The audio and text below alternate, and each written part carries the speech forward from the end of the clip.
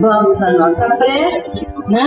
E passarmos para a sua igreja, né? Deus, Filho e Pai, agradecidos estamos, Senhor, por mais essa tarde, por mais esta oportunidade. Aproveitemos bastante a gestão dessa tarde. Obrigada. Graças a Deus e que assim seja. Com vocês, feliz. Uma boa tarde para todos nós. Continuemos aqui estudando a lei divina ou natural, sempre lembrando que esse ou está mostrando que ela é divina ou natural, é a mesma lei. Não tem uma soma aí, né?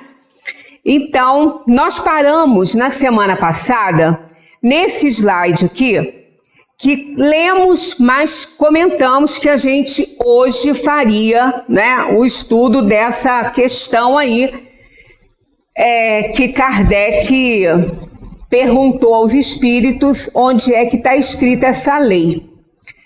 Porque o reino de Deus, Jesus falou, o reino de Deus está dentro de nós, né? Está em cada um de nós. Mas como, né? Como que está esse reino dentro de nós? E Jesus também, em várias situações, falou, vós sois deuses. Ele não disse, vós serão deuses. Ele não colocou o verbo no futuro. Ele colocou no presente. Ele afirmou, vós sois deuses. E para ser Deus, a gente tem que ter esse Deus em nós. A gente tem que ter esse Deus dentro de cada um de nós. E o Deus que a gente tem dentro de nós é a lei dele. É a lei. Porque Deus, a gente coloca aí a definição de Deus. O que é Deus, né? Que é Deus? Foi a pergunta que Kardec fez aos espíritos. Inteligência suprema, causa primária de todas as coisas. Então ele é uma inteligência suprema, então a presença dele em nós é a lei dele e a marca dele que ele nos deu. Então, onde, né, nós terminamos na semana passada com aquela historinha que eu até procurei essa história assim rapidamente, eu fiquei depois de pesquisar para ver ela toda e não fiz.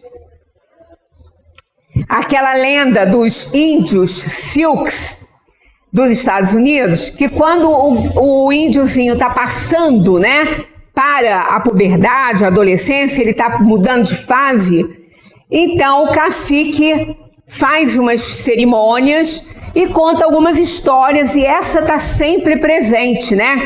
Relembrando aqui, é uma lenda dessa tribo que Deus, quando criou o homem, porque os animais já estavam aqui, né? E teria que ser dessa maneira, por quê? Porque o espírito que somos, matéria-prima dele passou por todos os reinos. Então, olha que essa lenda dos índios, ela reforça essa ideia.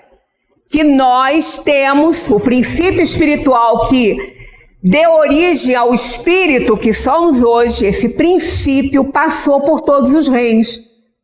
Então, foi quando Deus foi criar o homem, já existia então os animais, por quê? O princípio espiritual, dentro da doutrina espírita, ele é aprimorado nos reinos. Ele vem sendo trabalhado nos reinos, evoluindo ali. Então, essa lenda dos Sioux, ela me chamou a atenção na época, porque ela afirma isso. Né? Porque quando ele conta para a rapaziadinha toda que estava ali, que Deus consultou os animais, porque até ali, né, eles eram um princípio espiritual que evoluindo deu no espírito humano. Isso, os índios não estão tocando nesse assunto. A gente está formando esse paralelo, né? Então, o princípio espiritual, ele foi elaborado no reino da inteligência inferior e foi o último degrau. O reino dos animais, é o último degrau. Então ele quis mostrar que realmente eles ali representavam o ser mais importante da criação, porque era o último estágio do princípio espiritual, o reino animal. Então eu estou fazendo esse paralelo entre essa lenda e a doutrina, mas que ele então Deus foi perguntar aos animais onde ele colocaria um grande tesouro que ele ofereceria, que ele presentearia o ser que ele considerava o mais inteligente que ele estava criando. Seríamos nós, né? Os espíritos. Então ele foi perguntando, ele queria saber onde queria botar o grande tesouro, o grande presente. Porque esse presente, esse tesouro, ele só poderia ser encontrado quando a criatura estivesse quando ela tivesse condições de entender, de usar bem aquele grande bem que ele colocaria como presente que ele daria a esse ser importante da criação. Então ele perguntou aos animais aonde queria botar, porque a criatura ia ser tão inteligente que ela seria capaz de encontrar aonde ele escondesse aquilo, ela encontraria. Porque ele ia criar essa criatura dessa maneira, tão inteligente, capaz de alcançar, melhor dizendo, tanta inteligência. Outra coisa, outro paralelo entre essa lenda e a doutrina, que, olha só, ele criaria esse ser, mas ele só poderia encontrar aquele tesouro quando ele estivesse preparado. Então, não era de imediato que ele poderia usufruir daquele grande presente. E o que a gente aprende na doutrina? Que o espírito é criado simples e ignorante, olha aí. E que aos poucos ele vai se desenvolvendo. Aos poucos ele vai conhecendo coisas que vão lhe dar oportunidade de boas escolhas, né? Então, olha só, aquele presente, aquele tesouro que só poderia ser encontrado quando ele estivesse preparado. Então, a criatura receberia esse presente, mas ela não poderia encontrá-lo antes do momento certo. Então, quando Deus criou o simples e ignorante, o que o espírito simples e ignorante faria com um prêmio desse? Com um tesouro desse, que é a consciência? Nada. Ele não ia saber nem o que é isso, né? Então, olha esse paralelo dessa lenda, dessa tribo indígena com a doutrina espírita na questão da origem do ser, né? Na origem do espírito, não vou nem dizer do homem, mas do espírito, feito à imagem e semelhança de Deus. Então, quando eu li essa lenda, eu achei ela fabulosa, porque esse parâmetro eu vou consultar e vou copiar, porque eu não copiei na época, aliás, eu acho que eu até salvei, mas não sei nem onde que ela anda. Era um computador antigo que já acabou e eu não tenho ela agora, mas eu vou achar, é facílimo, é só colocar lá, né? O Google dá tudo pra gente, né? Então, a gente vai entender por que Deus... Já entendemos por que Deus perguntou aos animais, porque até então os animais eram os seres mais inteligentes da criação. Eles que poderiam dar essa ideia. A águia, lógico, né? O que ela falou? Coloca nas alturas, porque só eu chego lá, o homem nunca chegaria. Aí ele falou, vai chegar. O homem vai chegar. Vai chegar onde vocês nem imaginam. Vai chegar. Aí o peixe veio, não, vamos botar lá bem no fundo do mar, que lá o homem não vai. Vai. Porque Deus sabia o que ele estava criando, quem ele estava criando, a sua imagem e semelhança, com o poder criador de Deus. Então ele sabia que ele ia achar aquilo em qualquer lugar que ele colocasse ia achar. Ele sabia, mas ele queria que isso viesse do animal, que até então era o ser mais importante, mais inteligente da criação. Aí chegou, vários animais deram ideia, para a gente não demorar muito da lenda, e eu também não sei ela toda, esqueci uma parte, só sei que quando o tatu quis falar, os outros começaram a fazer bullying com ele. Que você é um buraqueiro, a única coisa que você sabe fazer é cavar chão, não sabe fazer mais nada, cavar buraco. Aí ele falou, mas eu quero falar. Aí Deus falou, não, ele tem que falar, ele tem que dar a opinião dele. Aí ele falou, coloca dentro deste ser que o Senhor vai criar, que é o lugar que é o último lugar que eles vão procurar, é onde eles vão demorar muito para achar. Então coloca dentro de cada um. Aí a gente vê esse paralelo também com as palavras de Jesus. Onde está o reino de meu Pai? Está dentro de nós. Porque foi lá que ele colocou essa preciosidade, esse tesouro. E qual é? A consciência. A consciência. Então veja bem, a consciência ela não é a alma. Ela está nela. Tá vendo? Ela é um atributo da alma. Ela não é a alma. Ela está na alma. Na sua parte mais profunda, na sua parte mais linda, que é aquela onde que ela se liga com o Criador.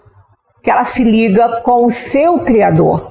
É ali, é aquela parte mais profunda do ser, né? Do pensamento, da alma. É ali que ela está.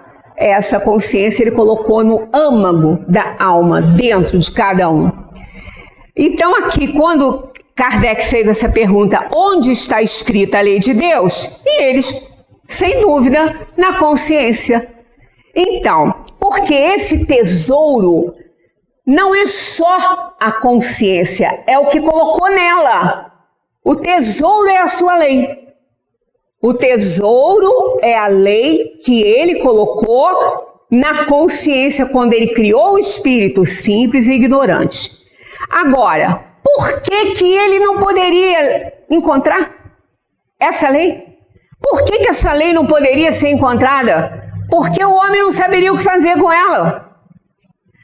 Não saberia. Se a gente der um compêndio de física para um aluno de ensino médio, não é nem do fundamental, de ensino médio, ele vai abandonar aquilo do lado. Pouco que eu conheço de física, nem saber disso aí não. Muito complicado. Ele vai largar para lá. Se der para uma criança, então, ela vai fazer aviãozinho de papel, vai arrancar as folhinhas, fazer avião de papel. Por quê? Ela não sabe nem o que é aquilo. Então essa lei que ele colocou na consciência, na parte, no âmago da alma, ela só poderia ser encontrada quando o homem estivesse preparado para entendê-la, para conhecê-la. Enquanto ele fosse simples e ignorante, ele não conseguiria entender nada ali. Seria aquele livro que ia dar para uma criança que ia rasgar para poder fazer aviãozinho, né? Então, há quem diga que ela não está, que Deus não colocou ela na consciência. Aos poucos, ela foi sendo escrita ali. Eu não vejo nenhum respaldo na doutrina para esse tipo de ideia. E sim que ela está lá, ó. Porque olha a pergunta de Kardec. Onde está escrita? Ele não perguntou onde ela está sendo escrita. Ele perguntou onde está escrita a lei de Deus. E eles responderam na consciência. Então ela está lá. A lei está lá. Agora, a lei é esse tesouro que o homem só deve encontrar e só pode encontrar quando ele puder entender. Enquanto ele não puder entender, não adianta ele encontrar com esse tesouro. E isso vai acontecendo à medida que ele vai se desenvolvendo, que vai conhecendo, que vai tendo poder de escolha. Aí quando ele começar a perceber que algumas escolhas que ele faz são nocivas à própria vida, estão levando ele a desenvolver um mal, aí ele começa a querer fazer mudanças. Ali ele já pode entender um pouco desta lei que está escrita na sua consciência. Ela está lá, porque a lei de Deus é o supremo bem. Não é um livro que está lá escrito na consciência. A lei dele é o amor supremo. E o amor supremo é o sentimento elevado à altura do progresso feito. Enquanto o homem encarnado, a alma, o espírito, não tiver a quantidade suficiente de reencarnações para entender, ele vai caminhando aos poucos, ele vai entendendo devagar. Mas a lei está lá, porque o amor, a marca do Criador, o amor divino está em cada um de nós. Essa semente está ali. Aos pouquinhos nós vamos fertilizando essa semente a ponto dela ir se desenvolvendo cada vez mais. Portanto, a gente fala assim, eu amo, a gente ama mesmo. Só que a gente ama num nível muito condicional. O maior é o incondicional, é o amor divino. Então esse a gente só vai realmente entender, compreender esse sentimento por excelência quando a gente se tornar um espírito puro. Até lá nós vamos ainda caminhando e ainda mescladinhos de inferioridade. Nós estamos no nosso melhor momento, se formos comparar com o que já vivemos, mas no pior, se formos comparar no que a gente ainda tem para viver. Por quê? Não estou falando de vida material, e sim de vida espiritual, que é eterna. Melhor dizendo, eterna não, imortal, que é eterna, não teve princípio nem fim, e a gente teve princípio. Então nós somos imortais. Então a cada conhecimento, a cada progresso, amplia-se a nossa capacidade de amar e de conhecer essa lei que é o amor divino que está em cada ser, em cada consciência. Encarnados, somos um universo em pequena escala onde se manifestam leis físicas e morais, atuando simultaneamente em nossa organização corporal e espiritual. E é o estudo e a compreensão dessas leis morais que vão fazer que a gente entenda cada vez mais e pratique cada vez mais a lei que está na nossa consciência, que é o amor divino, é o amor de Deus. Olha o que está na Gênesis, que aí a gente entende não só a lenda dos Silks, como o que a gente está aí aprendendo na doutrina espírita. Olha o que está na Gênesis. O espírito não chega a receber a iluminação divina que lhe dá simultaneamente com o livre-arbítrio e a consciência a noção de seus altos destinos. Olha aí a consciência, é isso aí. A consciência é aquilo que está em nós, na nossa alma, que nos dá a noção dos nossos altos destinos. Ela é que faz isso. Então ela é aquela parte mais pura, mais grandiosa da nossa alma. É a consciência. Então olha que interessante, olha. O espírito não chega a receber a iluminação divina. Quer dizer, ele não acha aquele tesouro, aquele presente, enquanto ele não tiver condições de entender. Aqui, sem haver passado pela série divinamente fatal. Olha que linda essa construção aqui, divinamente fatal. O que é fatal? Fatal é que não tem nenhuma possibilidade de nada. Fatal. E divinamente fatal? É a fatalidade divina, é de Deus isso. Então essa expressão divinamente fatal aqui é linda, sem haver passado pela série divinamente fatal dos seres inferiores. Quer dizer, os seres inferiores fatalmente aprimoram o princípio espiritual. Aprimoraram e continuam aprimorando o princípio espiritual. No peixe, no leão, no elefante, no gatinho, em todos os seres de inteligência inferior, porque isso é, divinamente fatal. Então não existe possibilidade de não ser dessa forma, porque isso é uma fatalidade divina, é a lei divina. Sem haver passado pela série divinamente fatal dos seres inferiores, entre os quais se elabora lentamente, lentamente, a obra da sua individualização. Quer dizer, lentamente ele vai fazendo, obrando para a sua individualização, para que no momento certo ele possa ser transformado por Deus num espírito à sua imagem e semelhança. Aí, olha só que lindo isso aqui. Unicamente a datar do dia em que o Senhor lhe imprime na fronte o seu tipo augusto, escreve na consciência a sua lei, né? O Espírito toma lugar no seio das humanidades. Então, é naquele momento, ele não chega à iluminação divina, quer dizer, a iluminação divina é esse presente que ele recebeu, está nele, é o que o liga com a sua fonte criadora. Então veja bem, e aonde está isso? Na parte mais sutil e importante da alma, que é a consciência.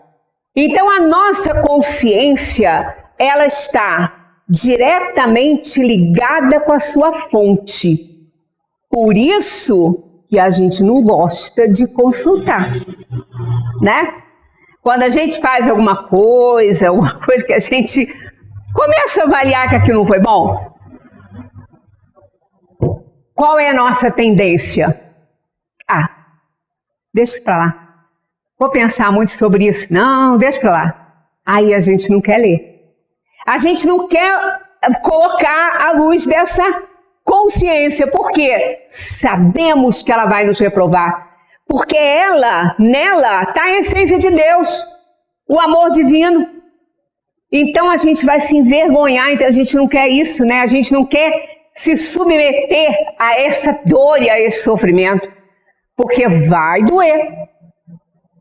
Doutor Hermes foi um grande amigo nosso, é um grande amigo nosso, eu digo foi, trabalhador aqui, né?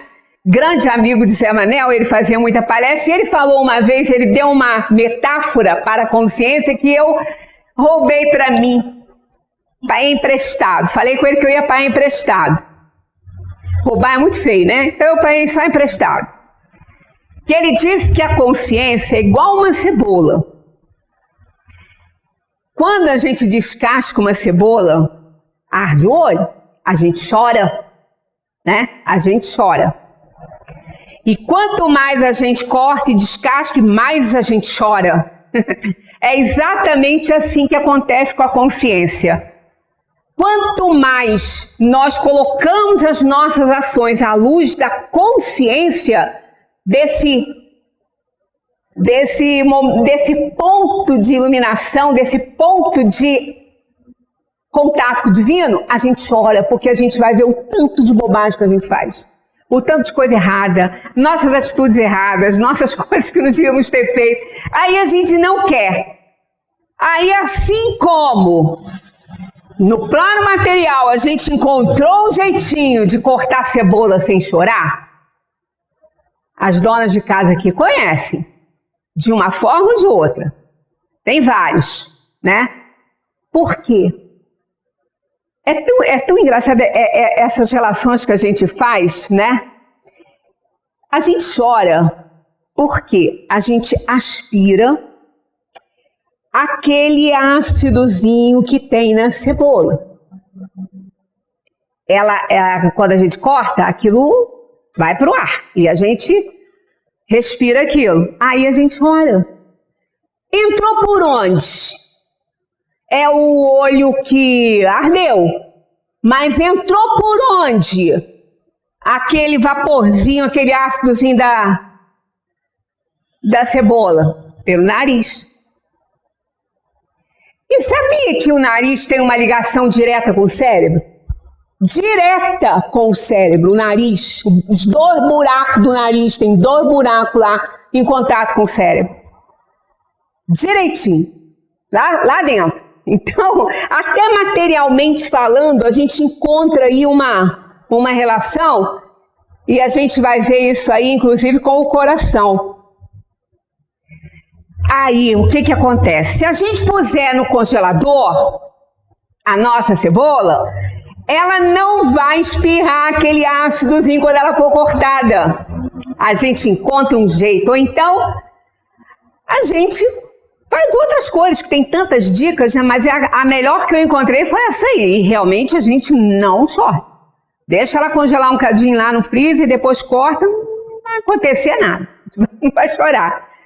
Da mesma maneira que a gente encontra uma forma de descascar a cebola e não chorar, a gente também encontra uma forma de não ter que caçar lá na consciência, de tirar as casquinhas dela para a gente sentir alguma dor e chorar. Simplesmente não consulta. Né? Não consulta. A cebola a gente tem que cortar, porque a gente precisa dela, mas a consciência a gente pode deixar para lá, né? Pode deixar para lá. Né? Então, é esse que é o ponto-chave. Se a gente consultar, é o reino de Deus dentro de nós. A gente não pede isso no Pai Nosso. Pai Nosso que estás nos céus. Nos céus é plural, tá? Nos céus é assim, em hebraico. Nos céus. Santificado seja o vosso nome, venha a nós o vosso reino. Se eu estou pedindo que o reino venha e ele já está em mim, eu tenho que encontrar com ele em mim.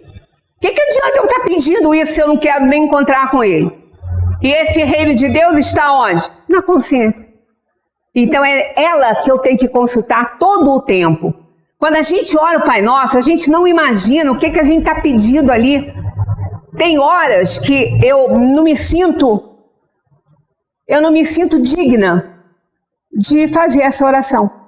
Não me sinto digna em algum momento, né? Porque quando eu olho o que eu estou pedindo ali, eu nem sei como eu me sinto ali.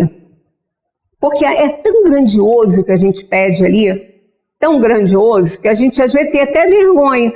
Diante de determinada situação, a gente, né? A gente tem que estar um pouquinho preparado para essa prece. Então, unicamente a datar do dia em que o Senhor lhe imprime na fronte o seu tipo augusto, o Espírito toma lugar no seio da humanidade. Imprime na fronte, é a marca do Criador, é a marca de Deus em nós. Ali Ele nos colocou o reino, deu o reino para cada um de nós. E aí é o momento que a gente vai se comprometendo com Deus para desenvolver conhecimento suficiente que nos ajude a melhorar as nossas escolhas para entender melhor essa lei grandiosa que é o amor divino. Descartes, na terceira de suas meditações metafísicas, declara que a ideia de Deus está impressa no homem, como a marca do obreiro na sua obra. Né? Descartes foi um grande auxiliar da doutrina. Né? Essa ideia de Deus é inata no homem e o impele à perfeição. Impele à perfeição. Né? Empurra a gente para a perfeição. Para a perfeição. Então, impele, olha só, essa ideia de Deus. Essa ideia de Deus é inata no homem e o impele à perfeição. Ela decorre do princípio da reencarnação, que foi provado pelo Espiritismo através de pesquisas. Por outro lado, as ideias de Deus, da sobrevivência, do bem e do mal, existem e sempre existiram entre todos os povos. A lei de Deus está escrita na consciência do homem como a assinatura do artista na sua obra. Isso aqui é de Herculano Pires, foi a nota do tradutor. Quem tem os livros de Herculano Pires tem esses presentes aí. Tem essas notas que ele coloca que são maravilhosas. O corpo possui regras que, quando não são respeitadas por nós, nos fazem sofrer. A gente tem esses exemplos na parte palpável, tangível, né? Onde a gente pode ver ali diretamente. Porque com essa questão do reino de Deus estar dentro de nós, a sua marca na nossa consciência parece que está tão longe. E está em nós. Olha aí, está tão perto porque está em nós. Mas a gente acha que Deus está tão longe, está tão distante. Não, Ele está em cada um de nós. Ele está ali, em cada um de nós.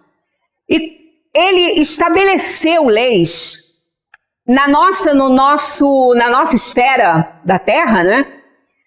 Ele colocou os corpos de maneira que é difícil até de entender esse mecanismo todo. O cérebro, por exemplo, como é difícil entender. Eu estava escutando uma entrevista de um neurologista, ele estava falando, a gente, por mais que a gente estude, a gente não consegue entender esse funcionamento e o que ele é capaz. Do que ele é capaz. A gente não consegue, a gente está caminhando, estudando. É difícil saber esse mecanismo todo. É tudo tão perfeito, é a máquina mais perfeita que existe. Então, se nós transgredirmos qualquer lei nesse organismo, a gente sofre. E é tão visível isso, basta comer o que faz mal. Não é a comida que faz mal, não. Aquela pessoa que passa mal com aquela comida. Se ela comer, ela vai passar mal. Outra vai comer, não vai sentir nada. Então, se ela sabe que aquilo para ela é uma lei, não é lei para os outros, mas para ela ela não come, senão ela vai passar mal. Ela transgride, ela passa mal. Então, o que ocorre na organização, nós, fisicamente falando, nós somos um universo completinho, com todas as leis. Todas as leis. Inclusive, a lei de Deus na organização física. Ela está no coração. Na organização física, ela está ali. Depois a gente chega lá, mas só para adiantar um pouquinho, 21 dias depois da fertilização do óvulo, o coração se forma. 21 dias depois. E sabe aonde? Na região encefálica, na cabeça. Eu não digo isso porque eu não sou médico, não sei de nada. Eu escutei isso do Dr. Sérgio Felipe, que por acaso eu adoro, escuto todas as entrevistas, ele é maravilhoso. Dr. Sérgio Felipe de Oliveira. Ele estava explicando isso na questão da fisiologia, né? A lei está escrita na consciência, mas essa consciência é a primeira que se forma no corpo físico. Aqui já não estamos falando de espírito, e sim do corpo físico, desse corpo maravilhoso, essa máquina perfeita. Porque o coração, 21 dias depois, ele se forma na região encefálica. Então ali já tem consciência na parte física. Depois ele desce para a caixa torácica e deixa um coração de artérias e veias no cérebro. Ele deixa todo um enraizamento ali diretamente com ele. Então, o coração está diretamente ligado ao cérebro pelo sistema circulatório. Eu não sei explicar isso muito bem, mas o Dr. Sérgio Felipe sabe, e eu estou aprendendo com ele, então, se vocês quiserem, entrem lá. Tem uma entrevista que ele fala muito bem isso, uma entrevista que ele deu no podcast da doutora Ana Beatriz. Sensacional essa entrevista dele ali. Ali ele explica isso. Maravilhoso. Então, ele fala que a consciência é a primeira a se formar na organização física, porque é do coração que ela se forma. Depois ele desce e deixa lá toda... Inclusive, ele falou uma coisa extremamente interessante e faz sentido, que o pensamento é a alma que pensa. Mas para ele chegar na organização física, ele tem que ser conduzido pela circulação do sangue. Primeiro ele vai para a circulação na parte física. Evidentemente, não estamos falando do pensamento que está lá na alma. Mas é para ele se exteriorizar, ele vai para a corrente sanguínea, ela vai acionar os neurônios que vão fazer as sinapses e colocar aquele pensamento em ordem na parte física. Então, a trajetória do pensamento é a parte circulatória. Achei isso também muito interessante quando ele coloca isso. Então, a gente vai vendo que há uma estreita relação entre o corpo que a gente tem e a alma. Aliás, Deus assim determinou que esse corpo fosse o nosso instrumento de trabalho. Na reunião passada, falamos daqui dos nossos deveres para com Deus. É exatamente isso. Preservar esse presente que Ele nos deu, consultar esse presente maravilhoso e cuidar de onde ele está. Não só na alma, quanto também na parte física. Então, esses são os nossos deveres nas leis morais, né, para com Deus.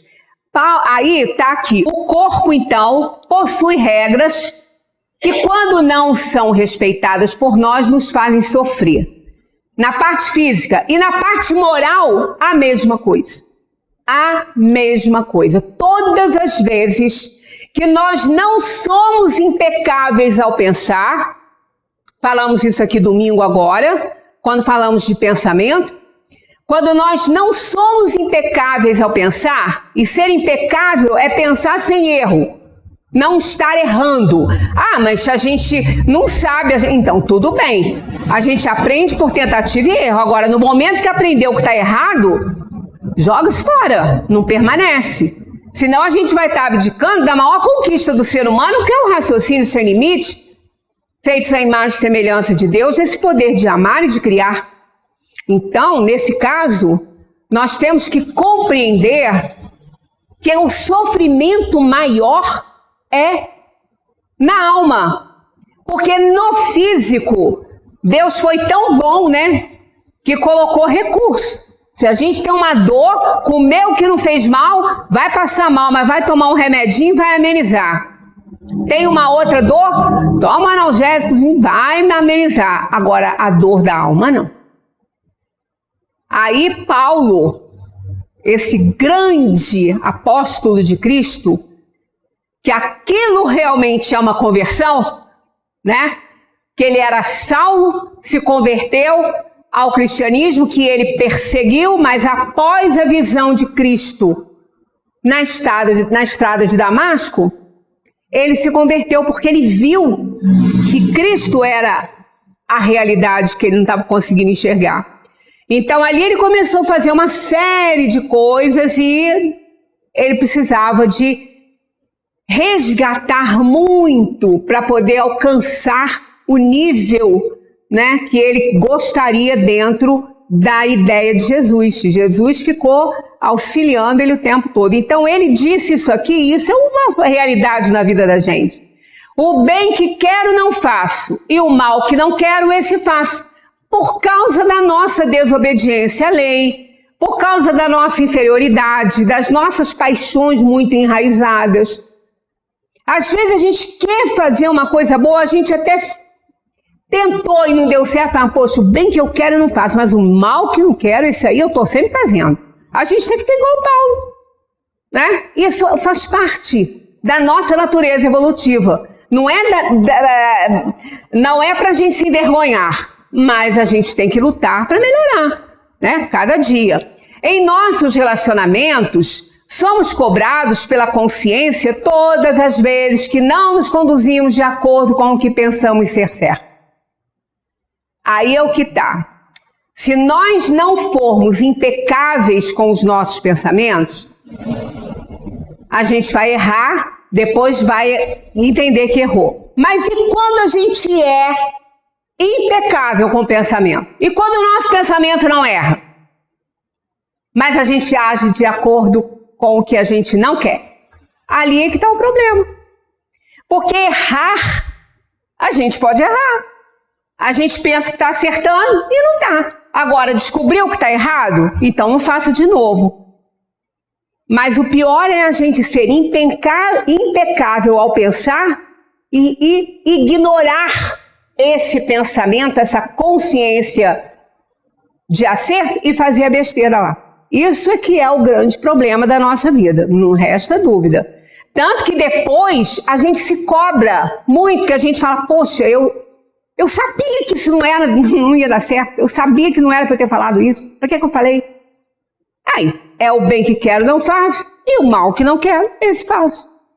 Então, nos nossos relacionamentos, é por isso que é uma guerra constante. O nosso grande inimigo não é aquele que a gente pensa que é inimigo, não, aquele vizinho chato, aquele amigo que puxou nosso tapete, aquilo ali é nada. Aquilo ali é nada. O nosso grande inimigo somos nós mesmos. Que a gente esquece que tem um tesouro em si e faz bobagem. Né? A gente esquece que tem joias verdadeiras e usa bijuteria. Né? Usa bijuteria de latão, depois de ter joias de ouro, depois de ter esse tesouro maravilhoso dentro de cada um de nós. A lei de causa e efeito nos ensina, sem que precisemos recorrer a regras morais escritas nos livros.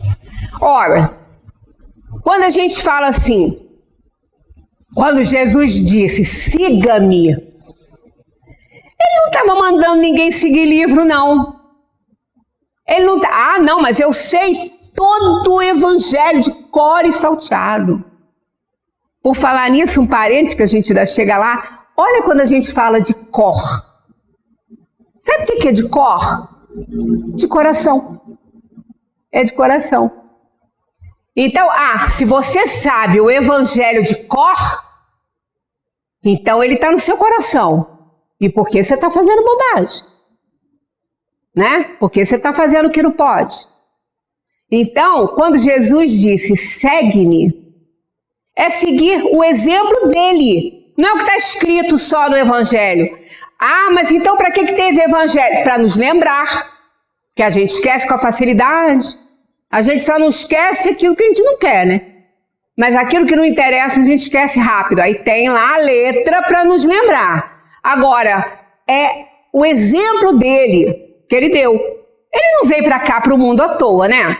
Ele não veio para cá para fazer turismo na Terra. Ele veio para ensinar. Então, o aprendizado é com o que ele fez. É seguir o mestre. Não é só seguir letra, porque letra a gente interpreta da maneira que a gente quer. Agora, o exemplo do Cristo, não. O exemplo é didática viva. Não dá para interpretar diferente, né? Então, a lei de causa e efeito, que é aquela que faz doer o espinho na carne, é o espinho na carne. A gente não liga. Agora, a hora que espeta, a gente grita. Espetou, doeu. Então, aí é a lei de causa e efeito. Quando aquilo dá dor no corpo, aí a gente toma jeito. Né? Quando aquilo começa, o médico fala assim, fulano, faz exercício. Não come certas coisas, não. Faz uma dietinha, senão você vai passar mal. Para de fumar. Ih, o sujeito nem escuta isso aí. A hora que ele infarta, ele para lá, no hospital. Aí o médico, eu não avisei pro senhor que o senhor tinha que se colar de comedido. Aí ele resolve fazer, né? Ele resolve fazer tudo que o médico está mandando, por quê? O espinho doeu, espetou na carne. Para que a gente tem que deixar o espinho espetar? A gente sabe que ele existe, gente. Se a gente sabe que a rosa tem espinho, para que você vai chapar a mão no caule dela? Vai com jeito. Ou então faz igual as rosas do Roberto Carlos, arranca os espinhos. Para quem segurar não se ferir. Então, se a gente sabe que o espinho é real, por que a gente vai deixar a gente se espetar nele? É a lei de causa e efeito. Aí a gente aprende. Com a letra a gente não aprende não, mas com a lei de causa e efeito a gente vai aprendendo. Voltaire, novamente vem a gente pensar, porque de vez em quando eu estou aqui falando nele, né? Faz referência à obra História do Baixo Império, onde leu. Adoro esse textozinho de Voltaire. Ele leu algumas coisas nessa obra aqui, História do Baixo Império, e ele se revoltou contra o autor. Ele leu assim: os cristãos tinham uma moral, já os pagãos não tinham nenhuma moral. Nessa obra ele leu isso. Ele não ficou quieto, né? Ainda mais Voltaire, que era bem questionável, né? Se incomodava fácil. Então, olha lá. Aí ele comenta: Senhor Lebeau era o autor da obra que ele leu. Ah, Senhor Lebeau, em que lugar foi aprender semelhante besteira? Próprio de Voltaire, né? Essa linguagem. Em que lugar foi aprender semelhante besteira? Que vem a ser então a moral de Sócrates, de Cícero. Há somente uma moral, Senhor Lebeau, assim como há somente uma geometria. Os agricultores, os operários, os artesãos nunca frequentaram cursos de moral, tampouco leram Cícero ou Aristóteles. Todavia, contanto que reflitam, são, sem o saberem, discípulos de Cícero. Não precisa de letra, né? O tintureiro indiano, o pastor tártaro e o marujo inglês conhecem o justo e o injusto. Tártaro é um povo da antiguidade. O tintureiro indiano, o pastor tártaro e o marujo inglês conhecem o justo e o injusto. Não foi Confúcio que inventou um sistema de moral tal como se edifica um sistema de física? Foi no coração de todos os homens que encontrou a moral. Isso foi o que ele escreveu revoltado com a obra lá do seu Lebeau. A moral não reside na superstição, não reside nos cerimoniais, nada tem de comum com os dogmas. Nunca será demais repetir que todos os dogmas são diferentes e que a moral é a mesma em todos os homens que usam a razão. Em suma, a moral vem de Deus, como a luz. As nossas superstições são apenas trevas e a moral está no coração dos homens. Então, ainda falavam que Voltaire era ateu, né? Combatendo lá o senhor Lebeau. Nós não precisamos de letras. Ninguém precisa de frequentar Harvard ou de ser doutor, de carregar um DR na frente para ser moralizado. Até que a gente vê isso na prática, né? A gente vê ignorante lá na ONU. Todos lá têm DR na frente de algum doutorado. Tem. Mas vai ver a moralidade. Se eles realmente fossem moralizados, o mundo não estava do jeito que está, né? Então a gente vê que isso aí, conhecimento e sabedoria, são duas asas que precisam estar em equilíbrio, ou então o passarinho não voa se tiver uma asa quebrada. Então essa parte a gente não precisa. A gente encontra às vezes naquela pessoa que está nos prestando um serviço, que não sabe assinar nem o próprio nome, Ainda existe isso, e não é só no interior, não. Pessoas que têm que carimbar o dedinho porque não sabem assinar. Verdadeiros exemplos de moralidade. Então não é na letra que a gente vai encontrar, só na letra que a gente vai encontrar conceitos de moral, né? A moral vem de Deus, como a luz. As nossas superstições são apenas trevas. A moral está no coração dos homens. Voltaire. Aqui a gente vai ver o doutor Sérgio Felipe falando. Doutor Sérgio Felipe nos esclarece. Não tem cérebro sem circulação sanguínea, pois ela vai ativar a área cerebral que vamos usar. Logo, a vontade passa pelo sistema circulatório. A vontade, leia-se pensamento. Emoções, porque o que são pensamentos? Falamos sobre isso domingo. Pensamento é emoção, é desejo, é ideia, né? Então, leia esse pensamento aqui. A vontade passa antes pelo sistema circulatório. Não é sem base que o coração, do ponto de vista espiritual, é a sede da consciência. É a sede da consciência, o coração. Porque se não tiver coração, não tem nada. Não tem cérebro funcionando. Porque para um cérebro funcionar, ele precisa de estar irrigado, né? Para o corpo funcionar. Tanto que quando há uma morte cerebral, o que acontece para um doador de órgãos? Tem que manter o coração funcionando para os órgãos não morrerem, porque o cérebro já morreu, não tem condição de vida. Mas o corpo precisa funcionar para poder continuar o órgão vivo, senão não vai servir para fazer o transplante, né? É na área pré-cordial, essa área aqui, é na área pré-cordial que está a manifestação da consciência mais profunda, onde está a maior concentração de energia vital. E até os próprios estudiosos dessa área aí, né, fora da parte física, já estão percebendo isso, né, quem vai além, né? E ele afirma, não se forma o coração sem a força do Espírito. É ele. Somos nós que formamos isso.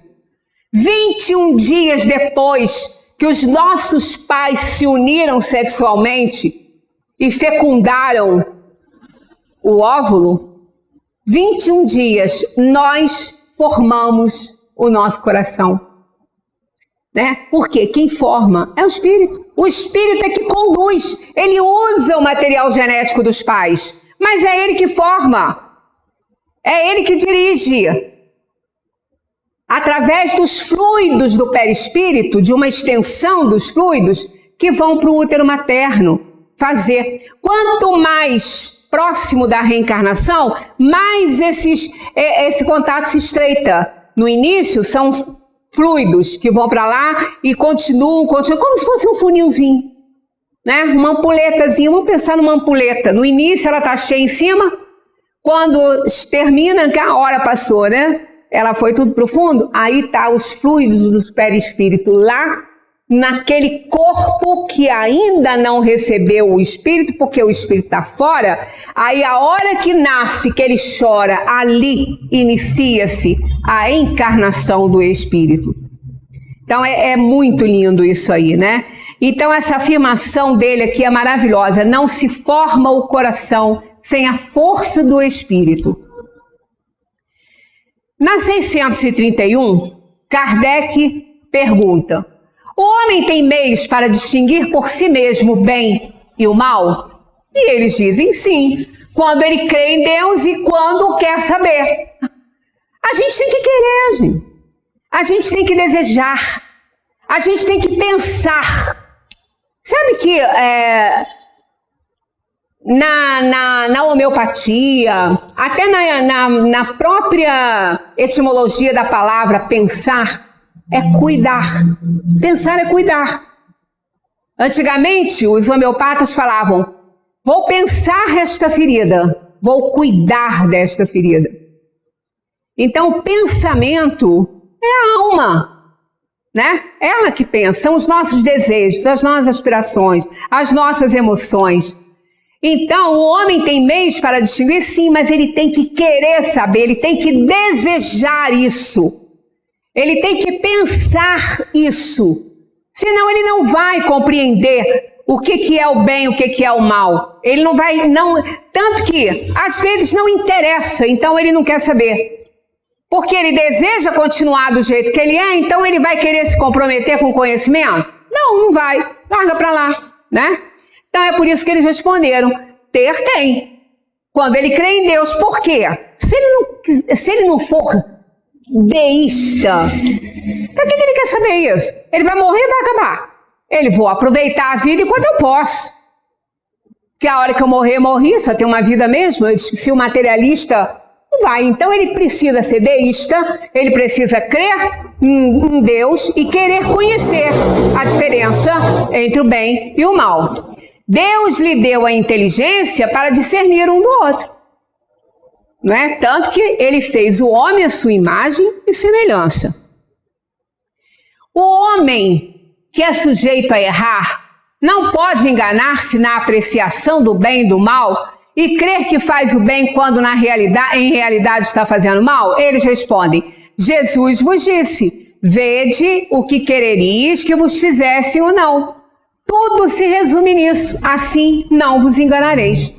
Nós somos a medida do outro. Santo Agostinho falou isso quando pediu que nós fizéssemos a reflexão à noite, né, na hora de deitar. E é tão perfeito isso aí que uma criança de jardim de infância, ela entende isso. Olha, é tão fácil ensinar a lei de Deus que a criança entende. É só ela não fazer para o coleguinha aquilo que ela não quer que o coleguinha faça para ela. É simples assim, a gente não atenta para isso, né? Não atenta para isso. Quando comeis demais, isso vos faz mal. Pois bem, é Deus que vos dá a medida do que vos falta. Quando a ultrapassais, sois punidos. O mesmo se dá com tudo o mais. A lei natural traça para o homem o limite das suas necessidades. Quando ele ultrapassa, é punido pelo sofrimento. Se o homem escutasse em todas as coisas essa voz que diz, chega, evitaria a maior parte dos males de que acusa a natureza. Isso é óbvio, isso é real. Eu não sei se já aconteceu com vocês, mas comigo já. Da gente, qualquer coisinha, uma situação qualquer, onde parece que uma voz, sem escutar a voz, para não parecer esquizofrenia, né? Mas assim, uma ideia que surge assim, fulano, não faz isso não. Vem uma ideia, não é uma voz não, é uma ideia. Fulano, não faz isso não. Aí, a gente às vezes responde para essa ideia. Ah, mas ele está merecendo. Nunca aconteceu com você de dialogar com uma ideia, não? Comigo já, e me dei mal. Quando não atendi, me dei mal. E todas as vezes. Quando eu dialoguei, que eu contestei, eu me dei mal. Isso é o quê? É aquela voz da consciência. Não é nenhum espírito falando. É a voz da consciência. Às vezes nem é o anjo da guarda. Às vezes é a própria consciência. Quando a gente vai tomar uma atitude, a consciência, fulana, não faça isso. Aí a gente, mas ele está merecendo. Pronto, acabou. Fez o que não devia. Como Voltaire disse, fez a besteira. Né? E aí não tem volta. Então a lei natural traça para o homem o limite das suas necessidades. Quando ele o ultrapassa, é punido pelo sofrimento. Se o homem escutasse, então, em todas as coisas essa voz que diz chega, evitaria a maior parte dos males de que acusa a natureza. Isto é fato. Nós estamos lá alcançados pela hora, vamos ter que parar, mas eu acho que ainda tem bastante coisa para a gente analisar dentro dessa questão aí da lei divina ou natural. Muita paz para todos, que continue numa boa sintonia, porque ainda tem carnaval. Domingo falamos sobre sintonia, né? Que a gente continue com um pensamento muito bom, para não ser aí influenciado pelas vibrações que essa festa sempre traz e elas não são boas, né? Muita paz para todos.